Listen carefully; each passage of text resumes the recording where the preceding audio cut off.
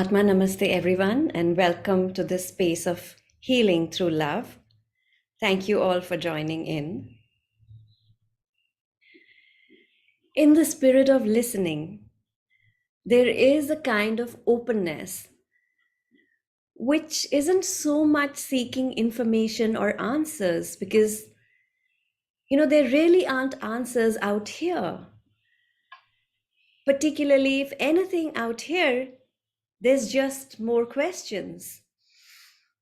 I have about 100 of them right here. But sometimes the questions outside or the words that you hear remind you of something that is truly an answer that you know in yourself and in your own heart. And I'd like to begin by sharing a story. And this story, it's the reminder of a kind of quality of presence that's offered when we begin to attend to our life with respect, with mindfulness, with that compassionate attention that grows through meditation, through a spiritual practice. Now, having said this, I want to say that our sadhana or our practices, our meditation, it isn't an end in itself in terms of what one might do when one sits in meditation, whether it's sitting meditation or walking meditation. It's really more an opportunity to learn a deep way of being that inhabits our body, our heart and mind, and somehow connects us with that which is timeless, beyond the small sense of self, me, mine, myself, to something greater. And particularly in the world that we live in, that has still as much conflict and war and betrayal and greed and racism and economic disparity and gender bias and suffering of different kinds and the normal progression of illness and death. So, the only real medicine for those things is the medicine of the transformation in the heart. So, I'm going to share a story today, and this is a true story.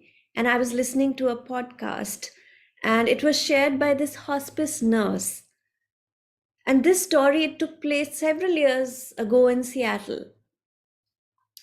So, there was a 52-year-old Tibetan refugee person named Tenzin, who was diagnosed with one of the more curable forms of cancer.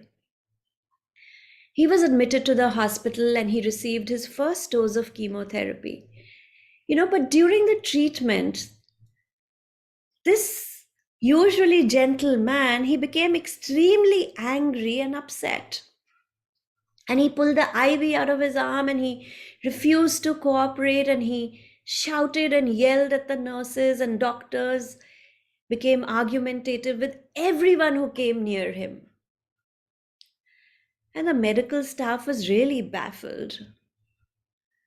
So then Tenzin's wife, she spoke to all those on the unit, and she explained to them that Tenzin had been held as a political prisoner by the Chinese Communist Army for 17 years. And they killed his first wife and repeatedly tortured and brutalized him throughout his imprisonment. And she told them that the hospital rules and regulations, coupled with the chemotherapy treatment, was giving Tenzin flashbacks of what he had suffered in the prison. And she was very apologetic when she said, I know you mean to help him, but he feels tortured by your treatments. They are causing him to feel hatred inside just like he felt at first towards those Chinese soldiers. And he would rather die than have to live with the hatred he's now feeling again. Because according to our belief, it is very bad to have hatred in your heart at the time of death. So she said that he really needs to be able to pray and cleanse his heart. He can't go on like this. So the doctors, they discharged Tenzin and they asked a hospice team instead to visit him in his home. And it was this hospice nurse whose podcast I was listening to who shared the story, and she was the one who was assigned to Tenzin's care. So now she called a local representative from Amnesty International for advice. And she was told that the only way to heal the damage from torture is to tell the story, talk it through. Because this person has lost his trust in humanity and he feels hope is impossible. So she was given this advice that if you were to help him, you must find a way to give him hope. But when this nurse encouraged Tenzin to talk about his experience, he just held up his hand and stopped her.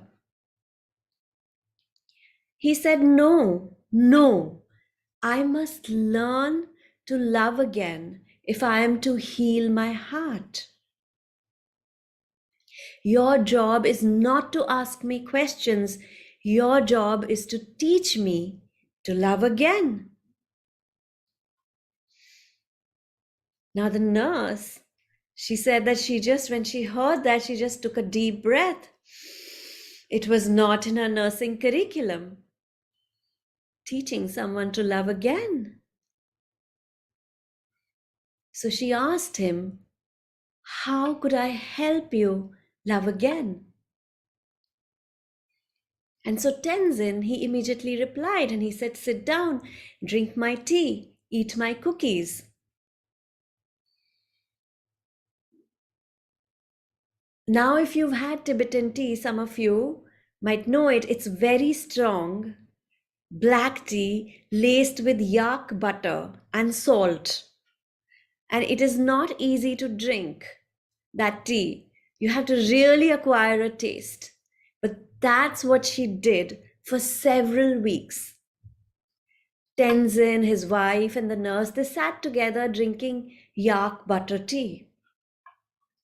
And they also simultaneously worked with his doctors to find ways to treat his physical health, his physical pain. But it was his spiritual pain that seemed to be lessening.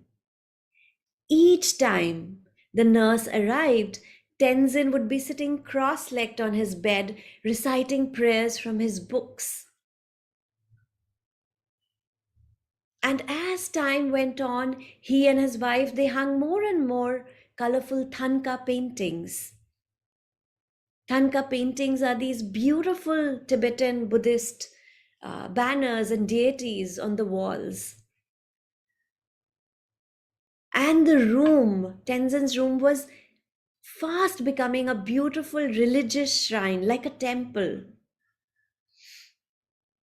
So the spring came 2 months later, and the nurse asked Tenzin what Tibetans do when they are ill in the spring.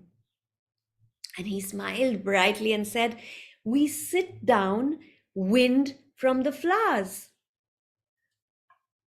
And she first thought that he must be speaking poetically, but Tenzin's words were quite literal.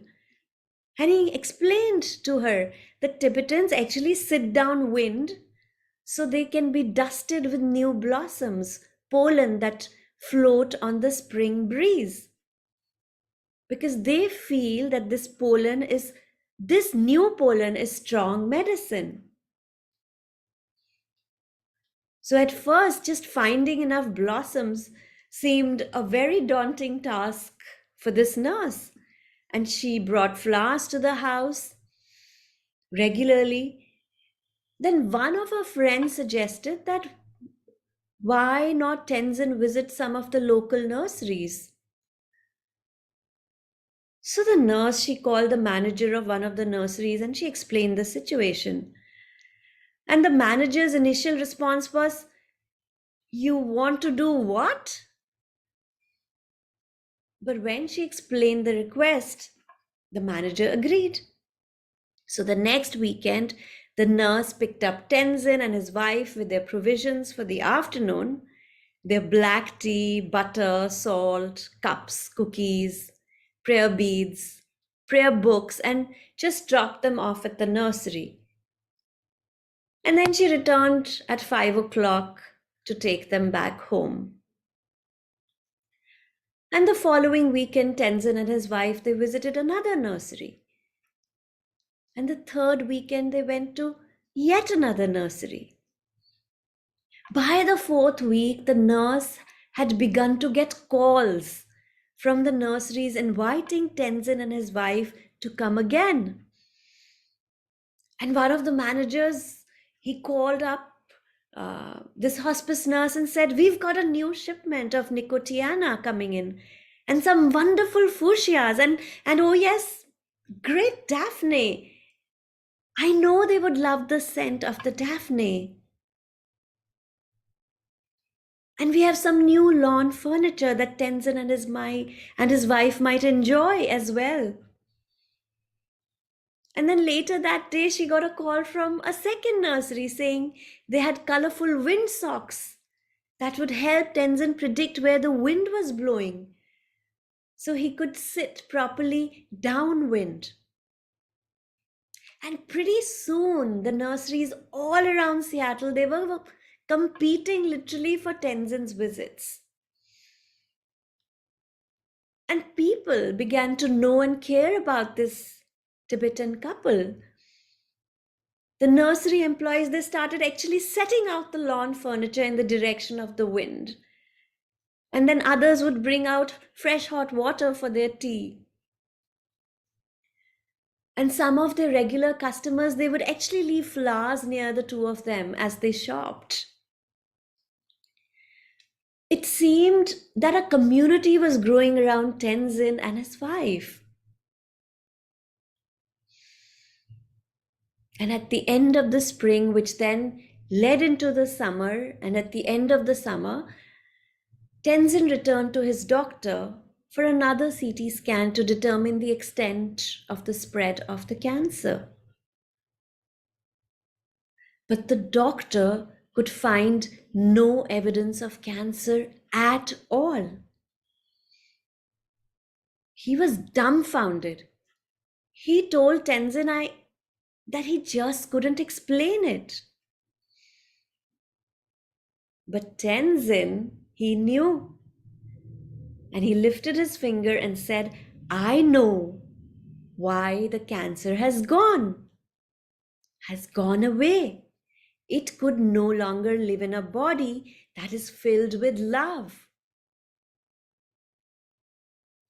When I began to feel all the compassion from the hospice people, from the nursery, from the employees, from all those who were buying flowers, all those people who wanted to know about me, I started to change inside. And now I feel fortunate to have had the opportunity to heal in this way. And he told the doctor, "Doctor, please remember, your medicine is not the only cure. Sometimes compassion can cure cancer as well."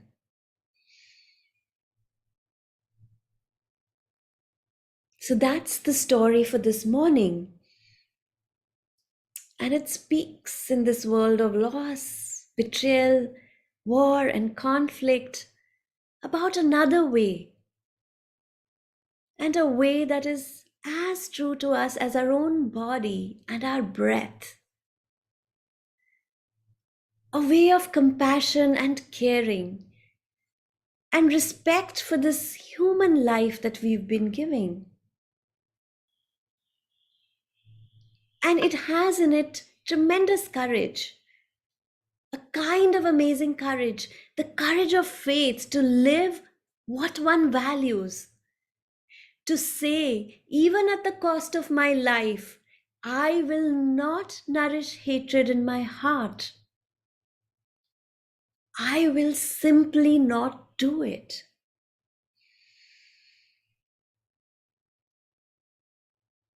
Something for all of us to reflect on. How does one get to that place where one says, no matter what, I will not nourish hatred in my heart?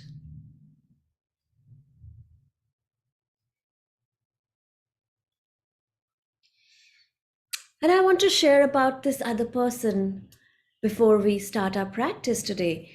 And this person, he'd been involved in editing and helping the Dalai Lama get his books out in English. And he said, I can't understand it. I'm so fried. I am so overwhelmed by the intensity of going from place to place and the schedule and the teachings and the energy and the questions that come to His Holiness. I don't know how he lives this life. To me, I'm overwhelmed. He was then reminded that the Dalai Lama gets up at 3:30 a.m. every morning and does 3 hours of meditation and purifications and visualizations and prayers and compassion practice and forgiveness practice. And this person was asked, what do you do in the morning? And he said, oh, I sleep late, I get up, I brush my teeth, and I rush out here for the teachings.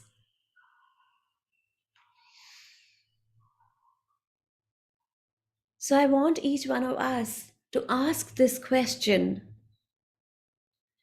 What are we doing to build our capacity to nourish only love in our hearts? What are we doing to build our capacity to live in the face of praise and blame and gain and loss? Because that's the way the world is. We know that. We will have praise and blame. We will have gain and loss. We will have joy and sorrow and conflict. We will have illness. What resources do we have to bring to that? We have the resources of our inner wisdom, which is there in everyone. If you open any Buddhist text, it starts like this: O nobly born, do not forget who you really are. Do not forget that inherent dignity and truthfulness and forgiveness, that is your birthright. But also remember that it helps to practice and to practice every day, because we forget it. It helps so much to have quiet times to meditate, to reawaken and reconnect to that place of wisdom. So, whatever it may be, have a practice of daily meditation or of solitude walking in the woods or of prayer. And it also helps to have community. Part of what Tenzin said, what healed him was not just the scent of the flowers, but it was the love of all the people that set out the chairs and tables for him and his wife, and boiled the water and rolled the carts of flowers over near him. We take so much nourishment in Sangha and community from one another. And those of you who join regularly on Saturdays, you experience that, we experience that. Don't forget your practice. And don't forget how much we can feed one another's hearts. We can remind one another.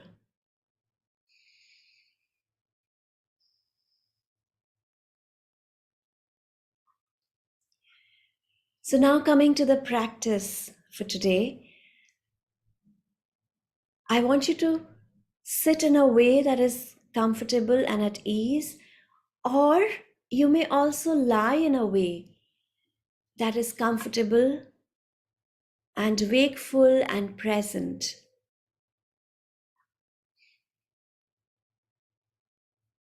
And as you do that, I want you to start taking a few deep cleansing breaths to release whatever you can that might interfere with your present being.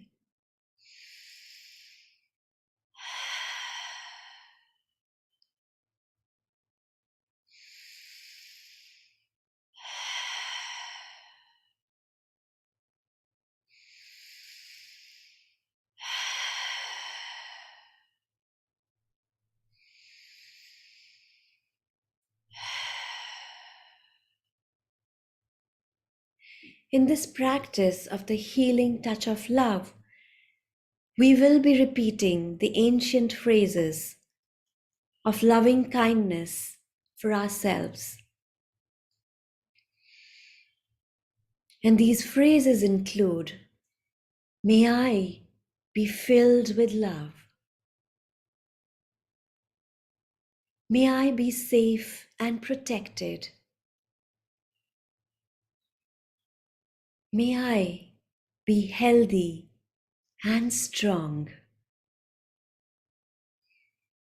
May I live with ease and a free heart.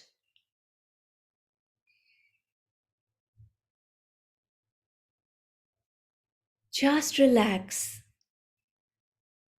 as very soon we will begin to direct the healing power of loving kindness to ourselves with each of these phrases. And as you do that, also allow yourself to envision light and luminosity. Let the love that's carried by the words stream into you and touch your being with light and strength and healing energy. Receive these phrases into your body and into your heart. And if you are one of those who finds it difficult to love yourself because of the conditioning of shame and unworthiness that is so widespread in our culture, you can imagine or envision a person who loves you the most and see yourself through their eyes. What would they wish for you? So let's begin. You may like to close your eyes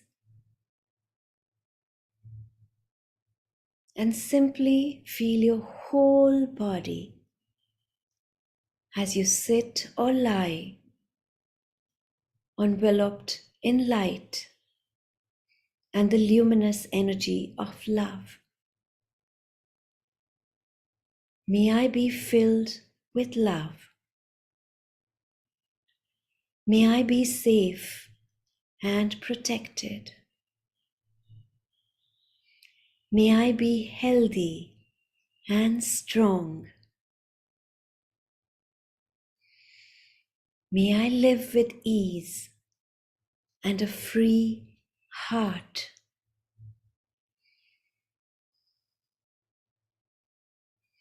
And with each phrase, allow the luminous healing of love to fill your whole being. Receive the love, the life force of love that comes to you. May I be filled with loving kindness. May I be safe and protected. May I be healed and strong. May I live with ease and a free heart. Breathe gently with these phrases as you plant the seeds of loving kindness. Hold yourself with mercy and tenderness.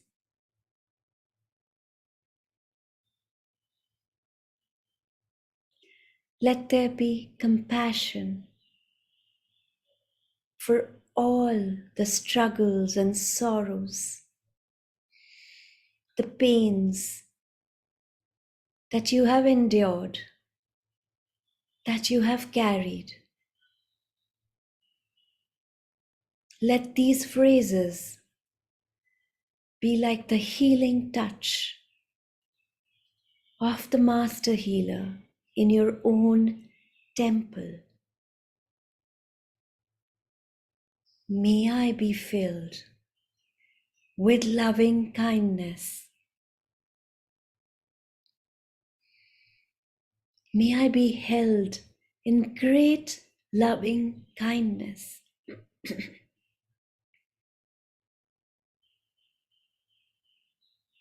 May I be safe and protected.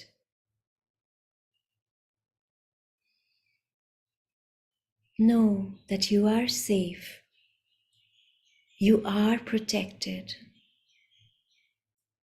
The protector is always protecting you.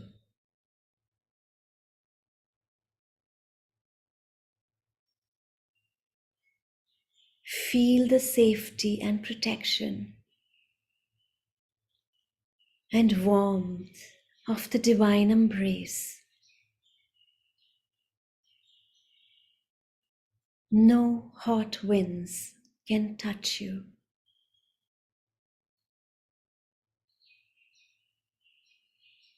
May I be healed and strong, and may I live with ease and a free heart.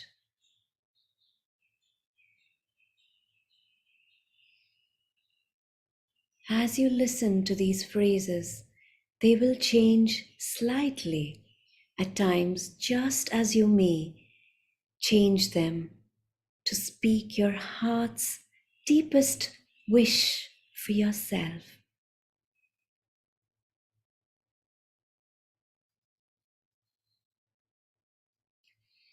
Now begin to direct the healing touch of love to various parts of your body.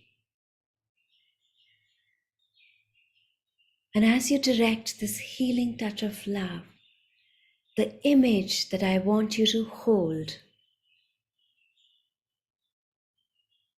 is of a mother holding her only child, her beloved child.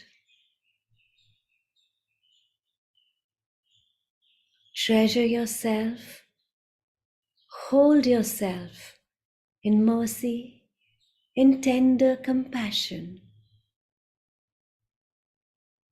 And feel now some place in your body that calls for love. Any injury, any pain, any illness, may I be held in great loving kindness. Direct the light and luminosity of healing to permeate and completely fill this place, this part of your body.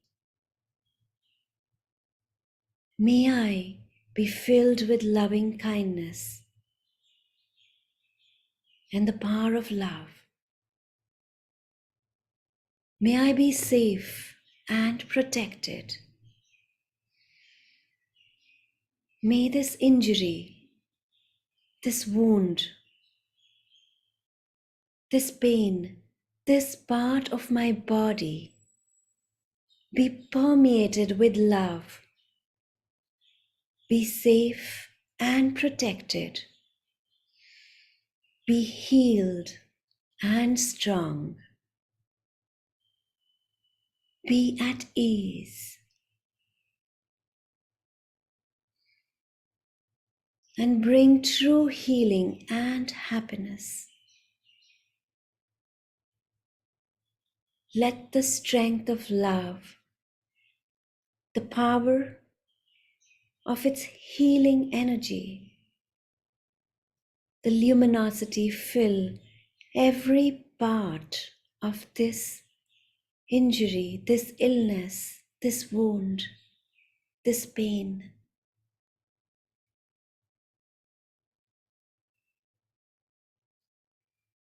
Drink in it, drink it in, receive it,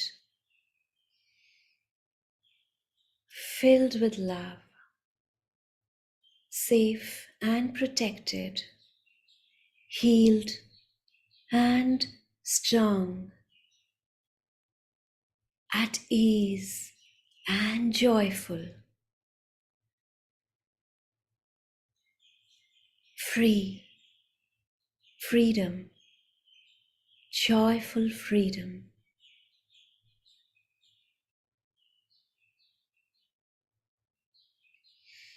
Let the light and luminous healing of love penetrate this part of your body deeply. Take your time and continue this practice as long as you wish.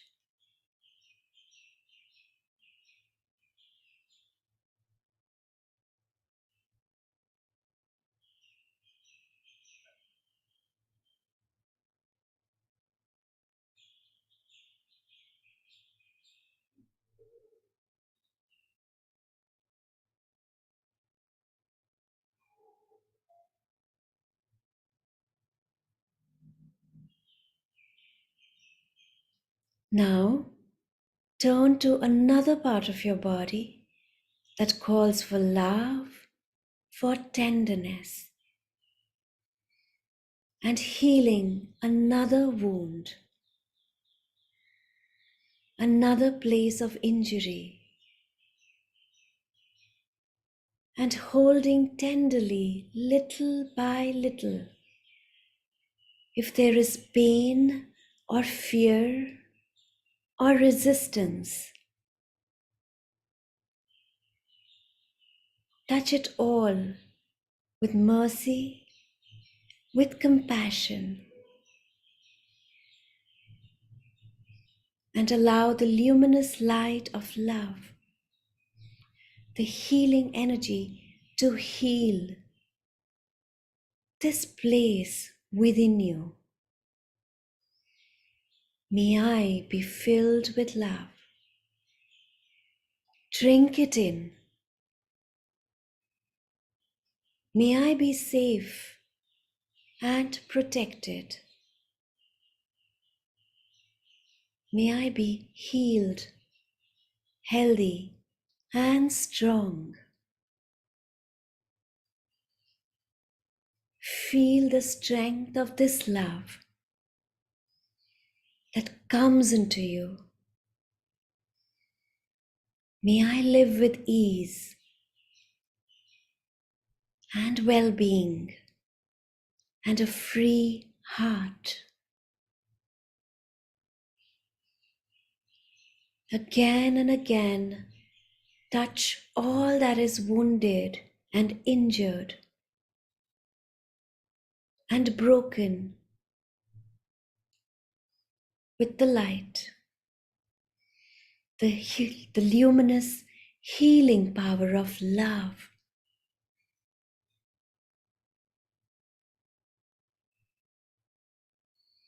Let it awaken your thymus gland, your immune system. Let it cleanse and purify you deeply on all levels.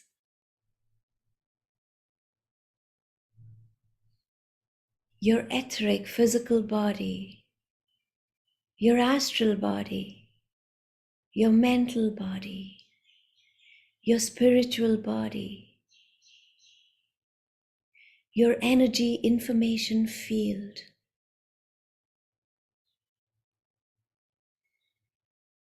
Let it revive you, enliven you, renew you, and bring you into the dance of life and love through a deep healing. May I be filled with love in every part of my being. May I be safe and protected. May I be healed, healthy, and strong. And may I live with an easy and free heart.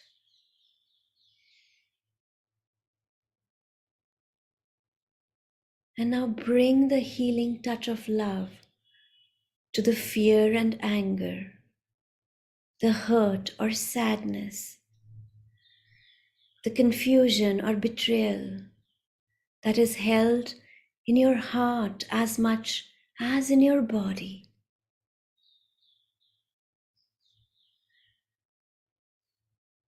The healing of these injuries of your heart and mind go hand in hand with the healing of the body.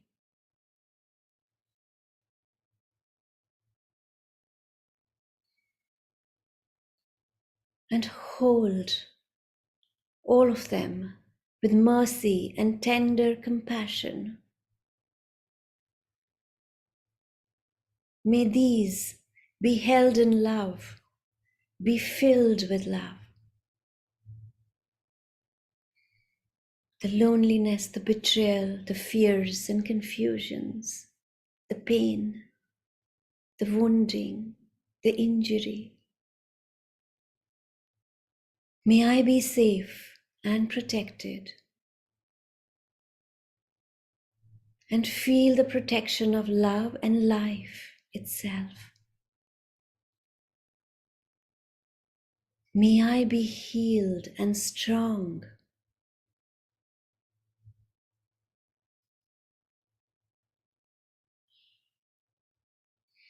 Awaken the courage of your heart underneath all these difficulties that you've endured and that you're still carrying. May I live with ease and a free heart.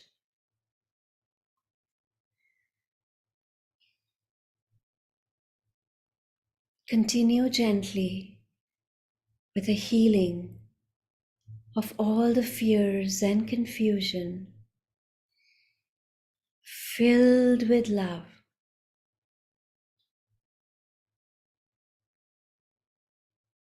Permeated, held by love,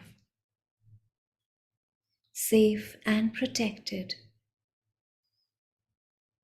Breathe gently. May I be healthy, healed, and strong. And know that this can be possible. May I live with ease and a free heart.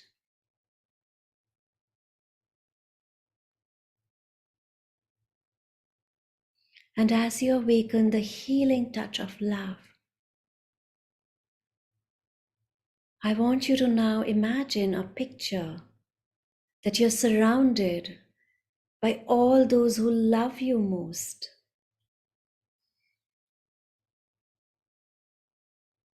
And their circle around you beams the luminous light and healing of loving kindness into your body and your heart.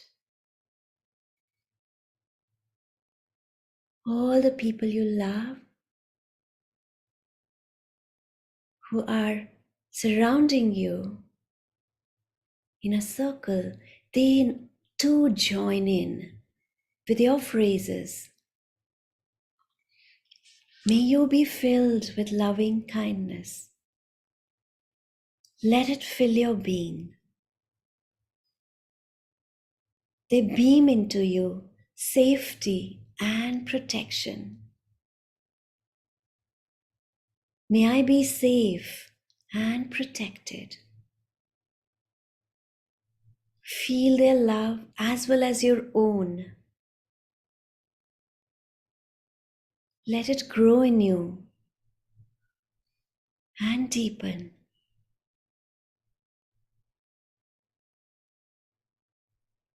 May I be healed, healthy, and strong. And feel the luminous light and strength of their healing joining with your own. May I be held so that I may be free and at ease. Feel the holding of this circle and of your own loving kindness.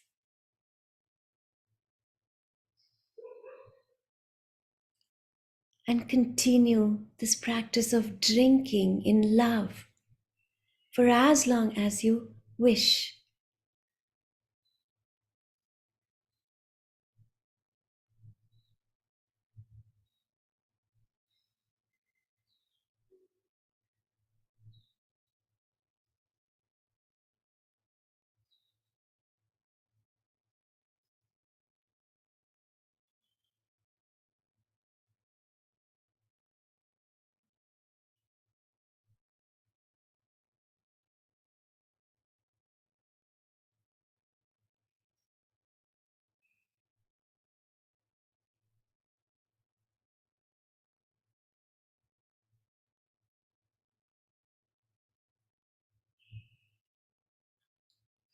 Finally, allow the circle of those whom you love to be surrounded by another great circle of all the healers in the world. All the master healers of the world, the great teachers, the luminous beings, medicine women and men from the past, Nanak-like, Christ-like, Krishna-like beings, the healers of every culture, the holy gurus, the masters, the saints, the hierarchy of angelic beings, the helpers, are incredible guides and spirits. The wise women and men who carried the medicine and the power of love and healing across the continents. The medicine of the trees in the earth, of the waters in the air, the medicine of the force of life itself, coming through their own wise hearts and their deep healing gifts.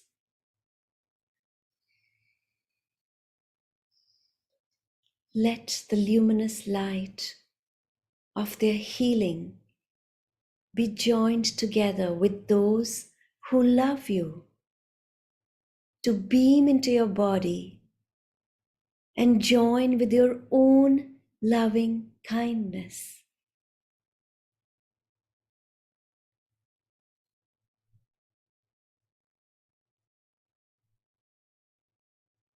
So you visualize yourself in the middle, surrounded by the circle of those who love you, and then surrounded by another great circle of all the master healers, the great, great beings, and all of them beaming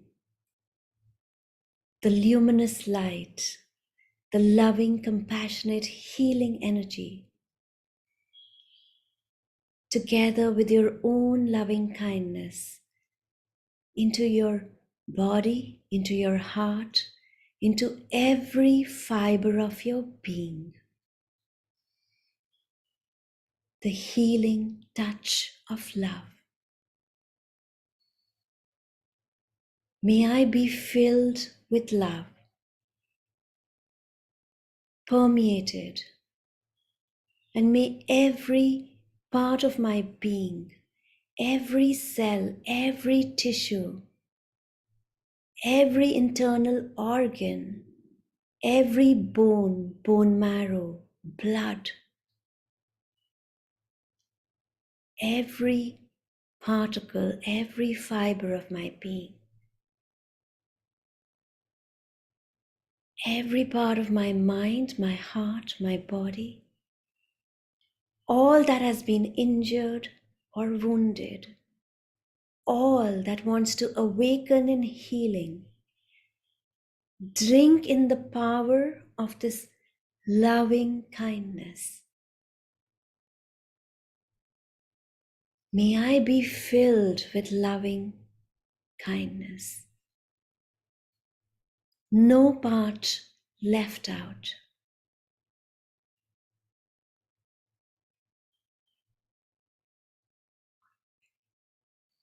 May I be safe and protected, held by all.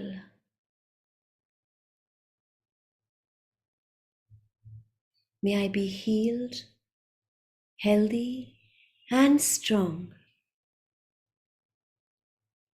May I have ease and a free heart.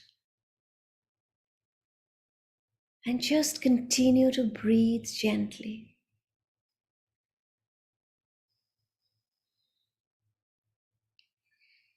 As you rest in this ocean of love, unconditional love, divine love, so much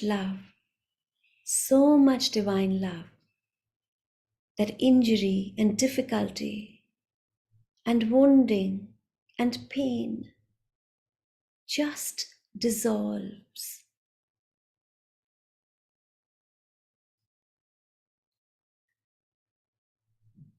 You are swimming and immersed in this brilliant ocean of unconditional love.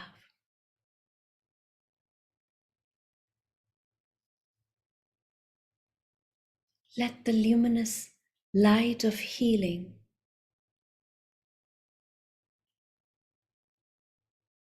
fill your being, healing yourself from that source that informs all of life, renewing your mind, your body, your heart, your spirit.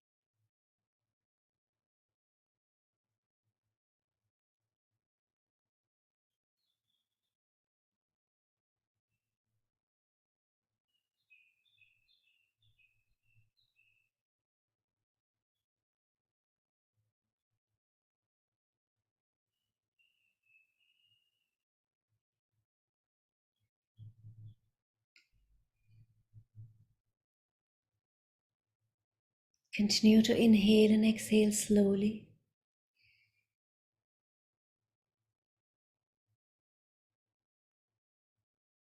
And assimilate the healing touch of love deeply, completely, gratefully, and permanently into your being.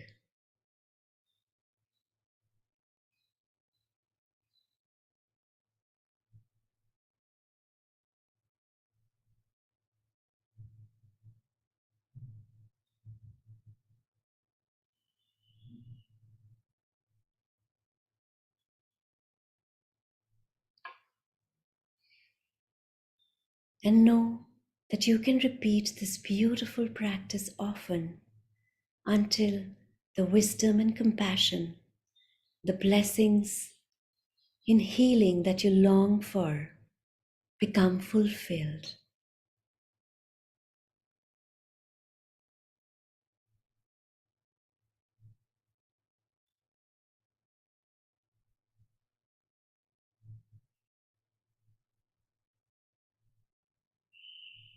And when you're ready, you may open your eyes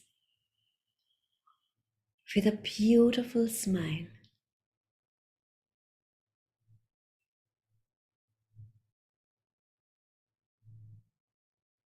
And may you carry this healing touch of love into your day, into your task, and into your every interaction today.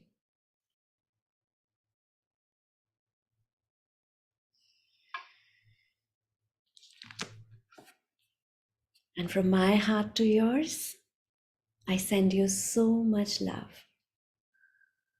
Thank you.